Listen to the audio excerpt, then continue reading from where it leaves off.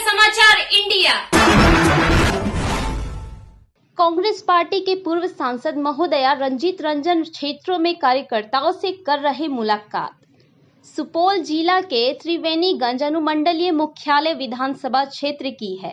Congress party के पूर्व सांसद महोदया रंजीत रंजन ने बताया कि हम लोग क्षेत्र का दौरा नहीं कर रहे हैं। क्षेत्र में दौरा करने का कोई उद्देश्य नहीं होना चाहिए। एक जनप्रतिनिधि का जिनका उद्देश्य होता है वे सिर्फ चुनाव में आते हैं। अभी बरसात का समय है, बाढ़ का समय है, महंगाई चरम पर है। वहीं विपक्ष पर निराशा साधते हुए बताया कि अभी एक अलॉटमेंट किया है। देश की हालात ऐसे ही 6 लाख करोड़ लेने के लिए देश की संपत्ति को लीज पर दे रहे हैं, किराए पर दे रहे हैं। पहली बार सुना है, पहली बार समझा है। किसान की हालत बद से बदतर है। दूसरी तरफ युवा बेरोजगार है। इस महंगाई से किसानों पर कितना असर पड़ रहा है, आम आवाम पर कितना असर पड़ रहा है। क्षेत्र और जिले का हालत बद से बदतर है। हम लोग क्षेत्र में लोगों मिल रहे हैं, देश के हालात के विषय विचार विमर्श कर रहे हैं। आश्चर्य नहीं होगा कि जिस घर में हम लोग बैठे हैं, क्या पता इस घर में मोदी साहिब किराए पर दे दें। पता चला अडानी साहिब आकर हमारे घर का किराया मांग रहे हैं। वहीं जाति जनगणना की बात की जा रही है, मोदी साहिब को मनाने में लगे हुए हैं। जब आप लोग सत्ता में हैं तो जाति जनगणना के लिए मोदी साहिब को मनाने की क्या जरूरत है। इसका मतलब है कि आप लोगों में अनबन है। जब आप पूर्ण रूप से सत्ता में नहीं थे तो बिहार को विशेष राज्य का दर्जा की मांग कर रहे थे, लेकिन अब क्या हुआ, बिहार के विशेष राज्य का दर्जा सत्ता में रहकर भी कुछ नहीं कर पाए। आइए सुनते हैं और क्या कुछ कह रही है कांग्रेस के पूर्व सांसद महोदया रंजीत रंजन की जुबानी। आप क्षेत्र का दौरा कर रही हैं, क्या पर्पस है आपका, मुख्य उद्देश्य क्या है आपका? देखिए, क्षेत्र में दौरा करने का कोई उद्देश्य नहीं होना चाहिए। एक जनप्रतिनिधि का जिनका उद्देश्य होता है वो चुनाव में आते हैं। क्योंकि अभी बरसात का टाइम है, बाढ़ का टाइम है और महंगाई चरम पर है।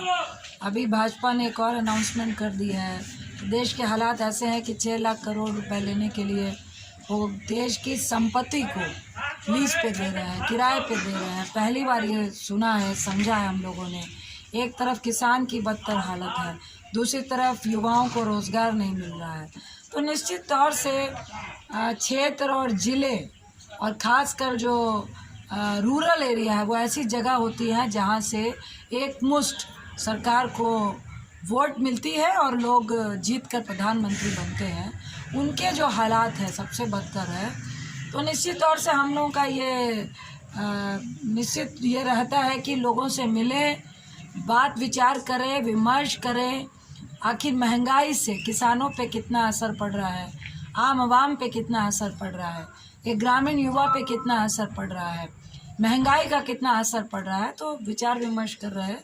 और जिस तरह से आज मीडिया पे एक छत्र राज भाजपा वालों ने किया हुआ है और लोगों को सच्चाई से अवगत नहीं करवाना चाहते हैं, तो निश्चित तौर से अभी जो इन्होंने अनाउंसमेंट किया है तो हम लोग ये बताने आए हैं कि आश्चर्य नहीं होगा कि कल जिस घर में हम लोग बैठे हैं तो मोदी साहब आपका घर भी किराए पे चढ़ा दें और पता चले अडानी साहब आपके यहाँ से आकर किराया मांग रहे हैं, तो ये कोई आश्चर्य की बात नहीं होगी। तो जो देश के हालात है उसका विचार विमर्श करने के लिए लोगों के पास जाना और उनसे चर्चा करना महत्वपूर्ण है।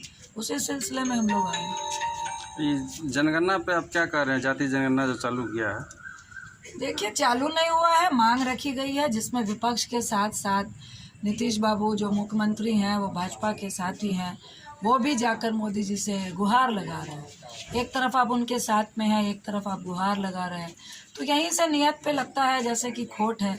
अगर जातीय जनगणना आपको इतनी आवश्यक लगती है तो आप सत्ताधारियों के साथ हैं, सत्ता में उनके साथ हैं, आपकी भागीदारी है, तो आखिर क्या वजह है कि आप उनको मना नहीं पा रहे हैं।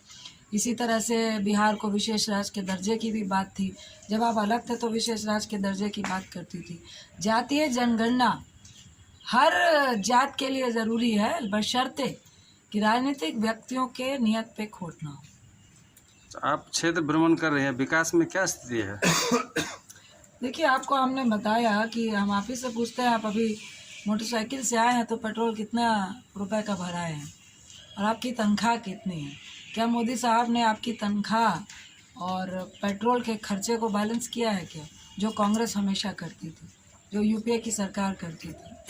आज अगर आपका तनख्वाह 20,000 है और आपका खर्चा कांग्रेस के वक्त अगर 12,000 था, तो आज की तारीख में अगर तनख्वाह 25,000 है तो खर्चा आपका 45,000 मोदी साहब ने कर दिया है, क्योंकि अडानी अंबानी का भी खजाना भरना है।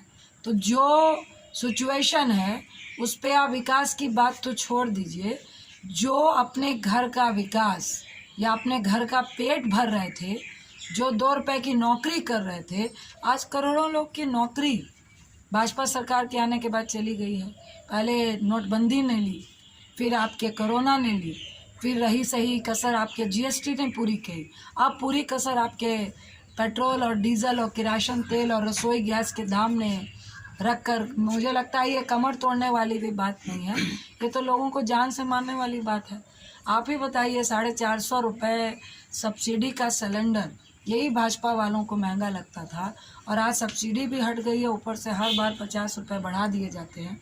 मुझे लगता है लगभग 950 रुपये 1,000 रुपये गैस सिलेंडर का दाम है।